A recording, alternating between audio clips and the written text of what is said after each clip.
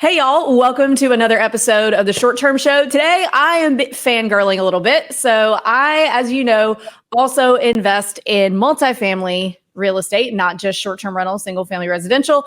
And I would say the GOAT of multifamily investing and multifamily investing education, Gino Barbaro of Jake and Gino fame. I started listening and kind of following these guys, I don't know, maybe like 10 years ago. So I'm really excited to have him on, and we're going to talk about a number of things, not just multifamily investing. But Gino, how's it going? I'm doing great, Avery. How you doing? I'm doing awesome. Thanks so much for coming on. Thank you. And listen, you said multifamily, and you're talking about short-term rentals being the gateway. What attracted you to multifamily? Well, so I kind of came into short-term rentals a little bit backwards from how a lot of people get into them. So my very first investment was a long-term rental, and I only had a little bit of money left to go buy another single family. I didn't have enough money to go put down any significant amount on, a big multifamily. And so we started investing in short terms. This is back in 2015 because I could generate more cash flow more quickly to go buy more long term. So we bought about 5 short terms over the course of about a year and a half, and then started throwing in more long term. So we bought short terms in the Smokies outside, Gatlinburg area. And then we started throwing in little single family and duplex long terms to the mix because it was a lot easier to save up a down payment on, $100,000 single family or a duplex than, a $500,000 short term rental. And once we finally got rolling and snowballed all that cash flow into like, okay, we've got a significant amount coming in every month, we can actually start investing at scale. We had one day where we had 9 single family closings in one day. And we were like, why are we doing this? Let's just go buy an apartment building and have one closing for 9 units. And so we started that way. That's the beautiful moral to me of that story, is that you can make money in real estate doing anything as long as you get started and as long as you learn what you're doing, and don't listen to anyone that's going to tell you that short-term rentals are the way to go or multifamily is the way to go. Although I do love multifamily, and it seems as if most people end up graduating there. You don't have to graduate there. You can start there. There's so many different strategies like syndication, seller financing, partnering with somebody. But I love your story because it's very similar to mine. I started out with a triplex years and years ago. And from there, I'm like, I love this apartment thing. I'm working at the restaurant 40 to 50 hours a week. I have a full-time job there. I can't fix and flip. So for somebody to say to me, you need to start here, would have been bad advice for me. So I think the moral of the story, what I'm trying to say here is, don't wait to buy real estate.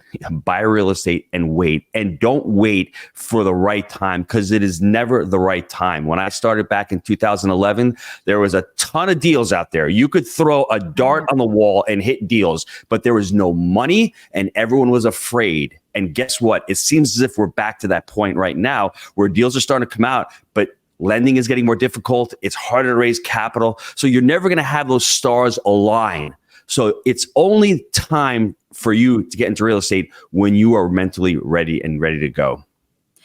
I 1000% agree with that the stars are never going to align. 2 years ago, there was plenty of money, That's 2% right. interest rates. Everybody wanted to invest in real estate, but there were no deals. I mean, stuff would hit the market, but you'd have to, you're climbing over 1,000 other people having to make crazy offers just to be considered. And you're never going to have a lot of money available and a lot of deals available. If there's money, people are buying, the deals are less. So totally agree with that. And Avery, I think our framework fits really well into what you guys do in the short-term rental space and even in the single family space. We talk about buy right, manage right, and finance right. And I think that applies so well to the short-term space. You just mentioned people were killing themselves over deals. Well, if you're not buying that deal right, guess what? In the next year or two, no matter what you do to that deal, no matter how well you manage it, no matter how well it's financed at 2 or 3%, that deal will falter. And it's the same thing with the financing. If you're going to get short-term bridge debt and you can't get out of that debt, and oh, by the way, rates go up like they did over the last 2 years, you're screwed. And oh, by the way, if you've done buy right and finance right, you've done really well, but I'm not going to manage this thing. This is like a hobby for me. That's the wheel of the wheelbarrow. That's in constant motion. You need somebody to be taking care of what we call the baby. You just had a baby. The baby's born. Now you have to raise that child. And I think that's what people forget about real estate. It's a business. And what I love about it, it's a scalable business, but it's also an investment. And if you look at it from that lens of buying the asset properly, financing it properly, and managing it, if you put all three of those components into any real estate niche, any kind of real estate strategy that you're doing, you will be successful in this business. If you want to buy a short-term rental in one of the best vacation markets in America, you're looking for the Short-Term Shop. They are the experts in the vacation rental space. Their team of realtors are fantastic. And if you use the Short-Term Shop to buy your home, you'll have access to free classes with me to teach you how to get your property up and running. Join us at theshorttermshop.com. Brokered by EXP. Again, totally agree. There's actually an Elvis song that my husband and I quote to each other all the time. And I know Elvis was not intending this to be a real estate investing quote when he sang it, but he has a song, lesser known song called It's Your Baby, You Rock It. Yeah. And it's true. And I see a lot of investors who have managed right. So especially like in the short-term space, the people that I'm seeing struggling now are people that bought at the height of things, have managed it well. The numbers are, the income numbers are what they need to be, but they're coming to us saying like, oh, I'm not making any money. I'm losing money, but the income it's bringing in is exactly what it was supposed to be, but maybe they didn't calculate exactly what their mortgage was going to be or expenses, or taking huge HELOCs and not factoring that HELOC payment into the expenses as well. So buy right, finance right, and manage right. You do have to do all three. I agree. So Gino, tell us a little bit about yourself and where you started and how you got to where you are. Because I always like to hear I know your backstory, but I think our listeners would like to hear your backstory into how you went from, the restaurant to being this big multifamily investor. Because, everybody starts at a different place. And I think that people just really like to hear and need to hear that you don't have to be a trust fund kid to be able to start investing in real estate. That's actually interesting because I think over 70% of the population in the country, they don't start out as trust fund kids. They start out as just middle-class people, and they become the millionaires. They become that next generation. For me, it was very similar. My father had a restaurant when I was 9 years old. I went to work with him. And I think that imbued a lot of hard work. It imbued the fact that I loved to work with him. And I just thought every kid went to work with their dad. And at 18 years old, he forced me to go to college. I like school, but when I graduated and at 22 years of age, I didn't want to work. I went to work down in Wall Street for a year, and I freaking hated it. Getting on the subway, I wasn't a cubicle guy. I said, Dad, we got to do something. And I asked him, can we buy at your partners at your restaurant? He said they don't want to sell. So we ended up opening our own restaurant, our own little family restaurant. I'm 23 years old, working 60 hours a week. I absolutely loved it. Things were a little different back in the 90s. There was no internet. People ate differently. There was less competition. We made a significant amount of money. You could actually have a small business back in the 90s and do very well. Well, things started changing in the early 2000s. And in 2007, my dad passed away. And I stopped and I sat to myself and I said, am I living his dream or am I living my dream? And I loved working with my dad. I spent all my time with him in the kitchen. I grew up with him. I wanted to be him. I love the way he talked to his employees. I love the way people respected and admired him. I love the fact that he was excellent at what he did and he really liked what he did. And I didn't have a lot of that. And when he passed away, I had to say to myself, what's my next step? It's 2008. I've got 4 kids at the time. I need to make money. I need to do something different. And thankfully for me, I had made a couple of really terrible real estate mistakes. And I said, I need to learn this multifamily thing. I picked up the book from T. Harv Eker called Secrets of the Millionaire Mind. And that book, I mean, seriously, rocked my world. I don't know how else to put it. Because when I read the book and I think back and I reflect back, those words, your fruits are in your roots. My roots sucked. My roots were shallow. And if you're listening to this and you're complaining about the economy, it's not the economy. I didn't have any value to offer to anybody. That's the reality. And my fruits weren't showing because my roots were shallow. And I decided right then and there, multifamily is my gig. I need to invest in my education. And that's what I started doing. I started getting into mentorships. I thankfully met my business partner, Jake, in 2009. He was working as a pharmaceutical rep. That's why we call ourselves the pizza guy and the drug rep. We met at the restaurant, and I said, Jake, when you get down to Knoxville, because he moved in 2011, let's start looking for deals down there. And we started. And that's what I'm talking about with the value creation. Was I lucky that I met Jake? Yeah. But was I lucky that I was prepared? Because Jake knew nothing about multifamily. I was the quote unquote expert. You put the two of us together. He has value because he's in the market. I have value because I know how to buy these things. We buy our first deal after 18 months together. It took us 18 months to find our first deal. We didn't have the shiny object syndrome. I had no other plan. I'm like, this has got to work. I can't fix and flip. I've got a full-time job. I want to start creating some type of cash flow. And from there, after that first deal, after 18 months, we bought our second deal 3 months later. We found the business partner with the balance sheet, our third property after 6 months after that. And, to date, we've been able to transact over 2,200 units. And for me, I think the whole moral of the story was I needed to own up. I needed to become responsible for the lack of value that I was creating. And I wanted to have some type of control. And I thought real estate was the vehicle. And hopefully, and thankfully for me, I found multifamily when I really needed it worst. That's a really cool story. And your restaurant was in New York? It was in New York. I was about an hour north of New York, and it was a great place. And I think what happened during the 2000s, the internet comes online. All of a sudden, you have Grubhub. You have a lot of competition. Margins are getting squeezed. I am the prototypical mom and pop. I'm like the short-term rental guy with 2 short-term rentals, trying to do everything, getting burned out, not making enough money, blaming the market itself. That was me in the restaurant. And I thought it to be ironic that I had one restaurant for what's over 20 years. But within for Jake, myself, within 5 years, we owned 1,500 units. And I step back and I would say, what was the difference? And I think the biggest difference that we had between what I would say life before Jake and life after Jake, and this is for anybody listening to this, if you're an entrepreneur or you're building a business, you need to have some type of core values for your business. You need to have some type of mission statement, and you need to create some type of culture within your organization. I lacked all of those in the restaurant. I didn't have any of that. But with Jake, I figured out if we have to start growing and have to start becoming the guys that I'm going to do this, I'm going to do that, and stop being those guys and figure out how to grow the organization, you really have to drill down and you really have to start figuring out how to create those core values and have to start leading the organization instead of trying to do everything yourself. Yeah, you can't do everything. And I struggle with that still, of trying to take control of everything and not delegating it out. And it just does not work. It just doesn't get done is what happens. I want to kind of zoom in really quick on your strategy for choosing a market when it comes to investing in multifamily, because I have a little analogy that I make often about short-term rentals and choosing markets versus and what short-term rental investors complain about, because I kind of look at short-term rental as like the younger sibling of multifamily. So multifamily is a little more.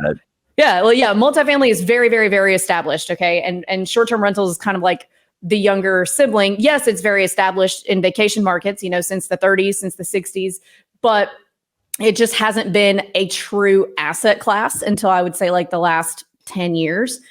And there's complaining that I hear among short-term rental investors over things that I don't hear complaining about in the multifamily space. So I would love to hear what your strategy is for when you choose a market to invest in a multifamily apartment building. For us, so this is a great question, and we could spend the next 30 minutes just talking about this topic, but I'm going to try to break it down for the listener. The very first thing that you need to do is you need to understand, what are you trying to accomplish? And what are your skills? What's your time available to invest? For me, I needed to choose a market outside of New York because I wanted cash flow, but I also wanted a little bit of appreciation. New York was not a cash flowing market. What I ended up doing is I ended up going up to Rochester, New York, which is an hour flight. Really high cap rates, high crime, but they did really cash flow well. And that's just the reality. So understanding what you're doing, if you're younger, you're working at a W-2 and you want to get some kind of appreciation, you're going to look at markets that have lower cap rates because those are the markets that are going to appreciate. Now, for me, I wanted a blend. I wanted a market that had some type of cash flow and some type of appreciation. And we landed on Knoxville. And now some of the metrics you're looking for in multifamily, to me, it's jobs, jobs, jobs. You want job growth and population growth because what you're doing is you have a product. It's a supply and demand. I wish Kamala Harris would be listening to this right now because she has no idea about what supply and demand is. I mean, she works for them. She's been a middle class person, but it's this simple. You have 10 people looking at an apartment, right? And there's only 10 rentals. That's fine. But if you've got a huge supply of rentals and not enough people filling them, what happens to rents? Rents drop. So you have to be very careful about the job growth and about population growth. And the interesting thing right now, the markets I would be investing in right now, other than Knoxville, I love these Midwestern markets, the Kansas Cities, the Omahas, the Oklahoma Cities, some secondary markets in Texas, because they're sort of underneath the radar of the institutions, right? Institutional money hasn't flooded them like they do these big cities. Because let's say you're going to an investor and you're saying, yeah, I'm going to be investing in Omaha, Nebraska. They'll be like, what the hell are you talking about? Meanwhile, to me, Omaha is so affordable to live in. Their rents you're able to push rents still. The population growth is about 1% a year. I love the affordability. I love the fact that it's centralized in the middle of the country. It's a great place to live. If you're an investor and you say to people, I'm investing in New York City, well, at least everyone knows New York City. There's more institutional money there. It's more liquid. So the answer truly to the question is, what are your goals? If you're doing this part-time and you're living in California, it's going to be really hard to invest in a market in California. Understanding landlord and tenant laws also goes a long way. A lot of people put up with that in California. Do you have to, or should you? I would say no, because you're renting space. If it's taking you 6 months or 8 months to get somebody out, and they're telling you can only raise rents X%, I'm out. That's not part of our core values. That's not part of what we want. So understanding that's really important. But I think the core message to hear is understanding your goals, understanding that you need job growth and population growth. And, one caveat, if you're in a market, let's say like Cleveland, and you don't really like the area, you're losing population, but it's your backyard and you're crushing it and you love it, don't listen to someone telling you that Cleveland's not great. It may not be great for them. I'm not a California investor going to Cleveland, but if I'm a Cleveland person living in Cleveland and I'm investing in Cleveland and I've got boots on the ground and I've got assets and infrastructure, then I'm going to invest in Cleveland. Does that make sense? It does. And I'm so glad that you answered the way that you did, because you drew the perfect parallel to what I like to say about short-term rentals, and I'm going to make it right now. I was going to have to completely pivot my next point if you answered that differently. So what you're saying is you need to find a market that A, you know, and that B, has job growth and rent growth. So for me, in short-term rental, that translates over and also landlord friendly states. So for short term, that means being in markets that have a high amount of tourism. You don't really need a lot of jobs for short term if you're investing in vacation markets like we do. And then also friendly regulations for short term rental investors. Now, where I see a lot of short-term rental investors making mistakes nowadays is there's a lot of services that have popped up. They're like, if you pay us 15 grand, we'll tell you exactly what market to go in and exactly what to buy. And everybody's doing this like mad dash of trying to find markets that nobody's talking about, markets that nobody's in yet. I got to be the first one. There's too much competition in Panama City Beach, but Panama City Beach gets 10 million tourists a year. And if you're going off to some random town in the Midwest that gets 10,000 tourists a year, the way that it works is, to me, I would prefer to be fishing in a pond of 10 million tourists than fishing in a pond of 10,000 tourists. Absolutely. Because I manage right. So I think that, what I'm hearing you say is it's important to not just run off looking for cash flow. So cash flow is kind of like to short-term rental, or cash on cash return is to short-term rental what cap rate is to multifamily. And so we see people going, I'm going to go invest in Cleveland and for short-term rentals because they have everything there has a higher cash on cash return. However, you don't have a lot of the other things about that market that make it attractive in terms of growth and appreciation.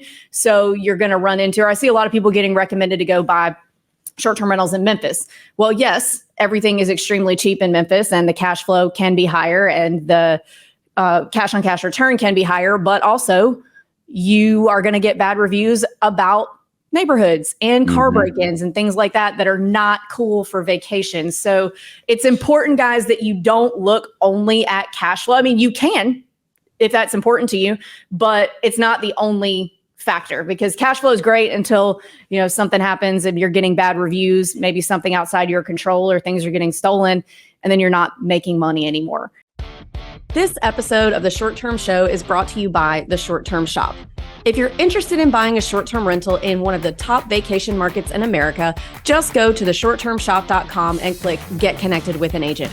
If you purchase a home with the shop, you'll have access to all of our client-only benefits, such as training on how to manage your short-term rental. So we'll teach you everything you need to know, from how to set up your Airbnb and Vrbo listings to how to use the property management software that you'll need to streamline your business, all the way down to helping you source your local boots on the ground like cleaners, handy people, etc. We've taught thousands of people just like you how to buy and manage their vacation homes from anywhere in the world. So head on over to theshorttermshop.com and click Get Connected with an Agent to get started. I do have to mention that we're brokered by EXP, or else I get in trouble. We'll see you guys over there. This episode is brought to you by Short Term Shop Plus. Are you looking for someone to help you analyze a deal? Do you want instant access to lectures on management and short-term rental success? Join Short Term Shop Plus for all of your vacation rental needs. STS Plus is open to the public and offered for the first time at a tremendous value.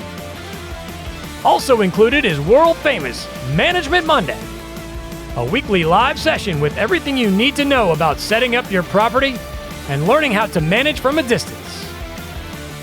Join today at stsplus.com. That's stsplus.com. And then the other point that you made is investing in places that you know. So there are, and sorry guys who listen every week, I've been talking about this a lot lately. If you invest in the market that you live in or a market that you know really, really well, but it's not on all these best places to invest lists, it doesn't matter. If you know it, you can be successful there because you know who comes there, you know what the jobs are, or you know what the tourism is and who comes there and why. And you will be able to be successful, whereas somebody coming in from out of state who's only buying there because the cash flow might be good, might not be successful because they don't have those roots there. Mm-hmm. Do you mind if I share a couple quotes real quick and just piggybacking off your ideas? Because your answer was eloquent. I love how you really broke it down. But for me, cash flow gets you out of your job. That is true. Equity keeps you out of your job. That's the reality. And here, I'm going to say something that's really controversial. Oh, goodness. And it's not about politics, but in real estate, you don't make money when you buy real estate. You make money when you exit real estate. And I'll give you a quick example. You buy a home for $100,000. You're making $300 a month in cash flow. You're making $3,600 at the end of the year. 3 years, you made $10,000. Well, 3 years from now, you're selling that house for $150,000. You just made $40,000 in equity versus $12,000 in cash flow. Where are you making your money? You don't make your true money. And cash flow is, putting food on the table, putting, clothes on your kids, putting gas in the car. We need cash flow. And cash flow is so important. But when you make the money is when you exit, when you crystallize the equity, whether it's through a sale or through a refinance, you grab that equity and you repurpose it into the next asset. That's why when you're buying these assets that are older in Cleveland, not hating on Cleveland, but you're going for 12 and 15 caps, those assets don't appreciate. They're getting good cash flow. And maybe you have a blend. Maybe you have a small portfolio where you're getting 30 or 40 units with the cash flow and you pull some of that equity and put it into assets that are appreciating. The assets that are appreciating, you can exit those and continue to buy cash flow. You can be doing both. But don't be thought on saying, hey, I just made money because I bought this asset. You didn't make anything. It's on paper. It hasn't been crystallized yet. When you pull that out and you go into the next asset, that's how you make money in real estate. Very, very well said. And so since you mentioned kids and we're talking about buying all these assets and doing all these crazy things and building all this wealth.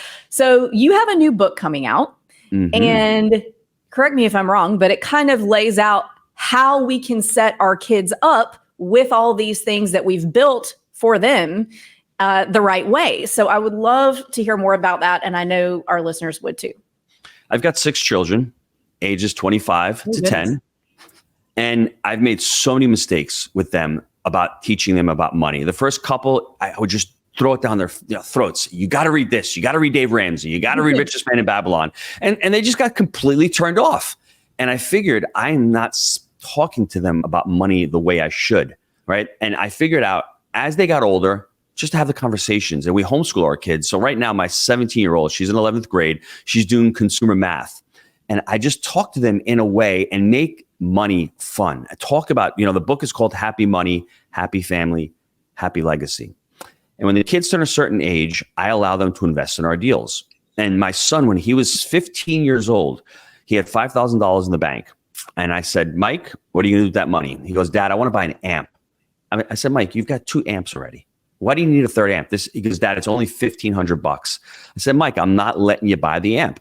And it was a battle for 3 months. I mean, he was wearing me down. And finally, I said, Mike, we've got a deal. Let's invest your $5,000 because I don't want 25% of your net worth going into an amp that you don't really need. So I was speaking the lingo because your language becomes your experience. So if you start using the financial language and you start talking about money and you be open to your kids, be transparent.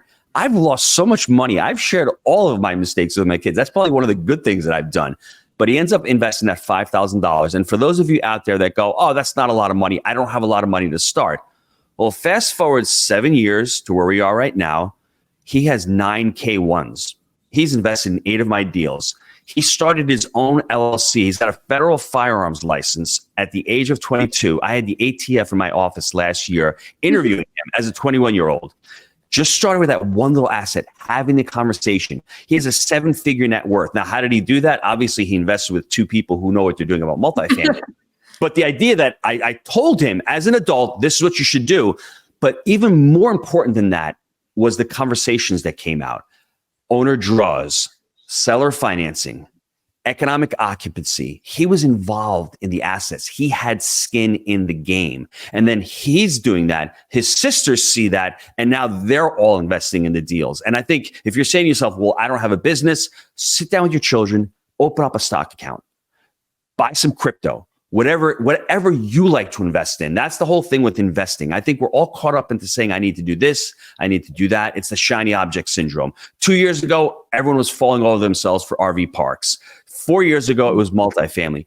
Become an expert in one niche and show to your kids that you can actually stay focused and disciplined on that niche. It may take a few years. That's okay. But if I'm talking to you right now, 5 years from now, and you're listening to this and you dedicated the next 5 years of your life to short-term rentals, and you sat down and you worked with Avery and she got you for the next 5 years, and you look back and go, man, I'm pumping out 25 grand a month in cash flow and I have a net worth of $2.5 million. Do you think it's worth it for the next 5 years to stay in that lane? That's what I'm trying to teach my kids. And I think the understanding and having that conversation with them only, furthers their ability, because we're not being taught this stuff in school. We're being dumbed down. We're becoming financial slaves. And I'll end this with saying people with financial intelligence can change the world for the better. We can change the world for the better. I have a lot of admiration for Dave Ramsey. I don't agree with a lot of what he says, but him creating the foundation, it's all about us as parents creating that foundation. Once we create a foundation, the kids can build it up. It may take a little bit of time, but if they don't have a foundation or an understanding about what money is, what the economy is, then they have no shot in this economy. Wow. I mean, mic drop right there. So a question that came to my mind that I'm actually dealing with right now. So we're selling a few apartment buildings and need to 1031 exchange those. And I look at what's happened over the last few years, and I look at my kids who are young, they're 4 and 6. And I think is your generation going to be able to afford to buy a house at all? Is that something that's crossed your mind? I'd love to hear your opinion. I don't know that I have an opinion on it yet, but it is something that has crossed my mind in the past few years. And I'd love to hear what your thoughts are on it. I think the first question is you need to ask your kids, do they want to buy a house? That generation may be different than our generation. I don't want to impose that upon them. All I would say is that I've been preparing myself. I've got several homes with several units in them, so I can afford the luxury of saying, hey, and it's about the financial legacy, that legacy piece, having the conversation. My children seem as if they all want to have a lot of kids, which is great. I have 5 daughters. It appears that Oh my goodness. the daughters want to stay home though. They want to be mothers, right? And 2 of them became massage therapists. So it's great. $100 an hour. You can have a very flexible schedule. So for me to be creating all this money, and I'm thinking to myself, well, for instance, Sophia, when you get married and your husband's working and you'd like to stay home, I've got all of this money set up in trusts. I can help you pay for your mortgage.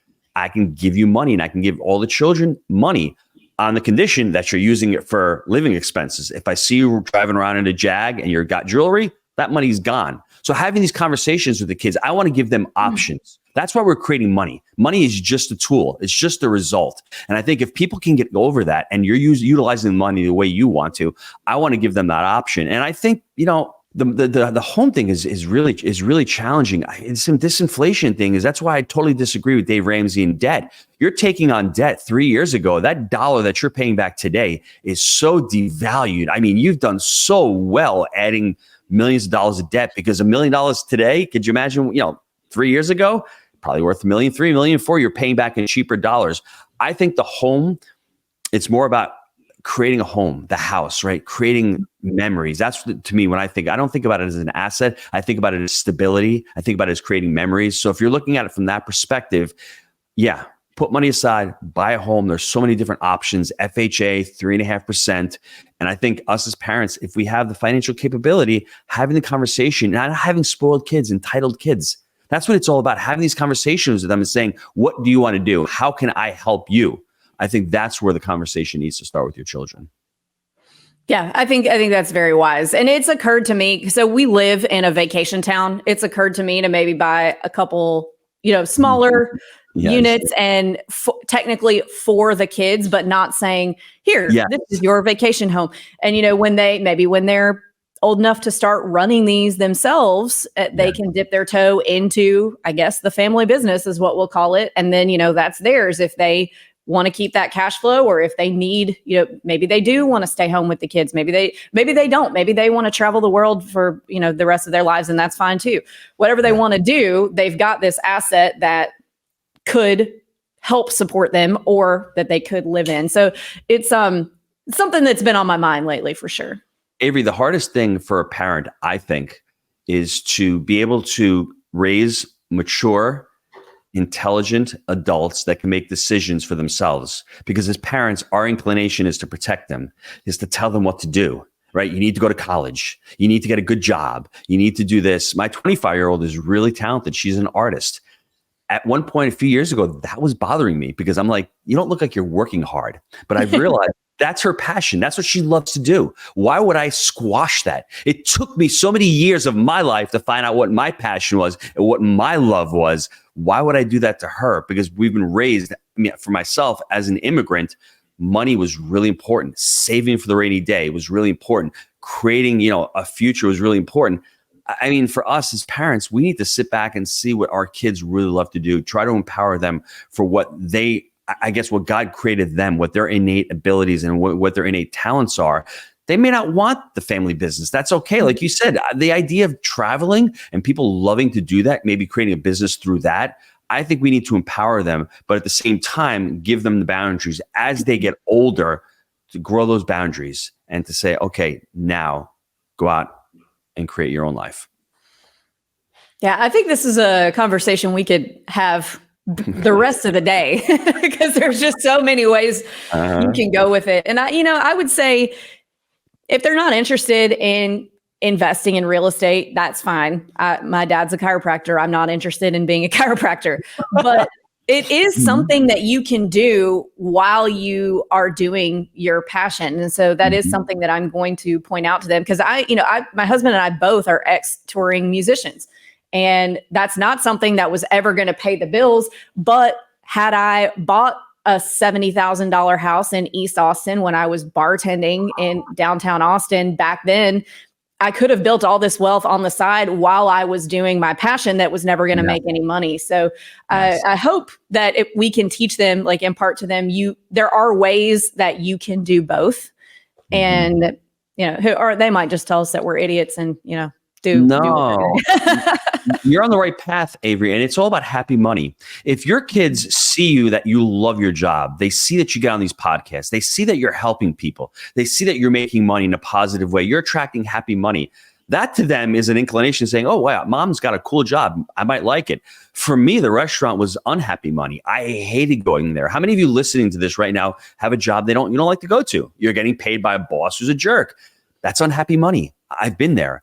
I think for me, trying to find that happy money, trying to create Jake and Gino, trying to create the portfolio, that's where I think we all want to be. And if you're positive and you show up with your kids and they see that you like the job and they see that what real estate has done for you, you've got a big advantage on trying to shape their future. And it's all about the words you use, and it's all about the legacy component and having those conversations with your kids. Yeah, the conversations I think are key, and it's hard to figure out exactly how to do that without them being like, oh, whatever, my mom, whatever, she's old. But anyway, so Gino, thank you so much for coming on. I've been looking forward to this all week, to be honest with you. And if our listeners who might not be familiar with Jake and Gino want to follow you, want to order your new book, how do they do that? Just go to jakeandgino.com. We have all the podcasts there. Jake and I do a weekly podcast.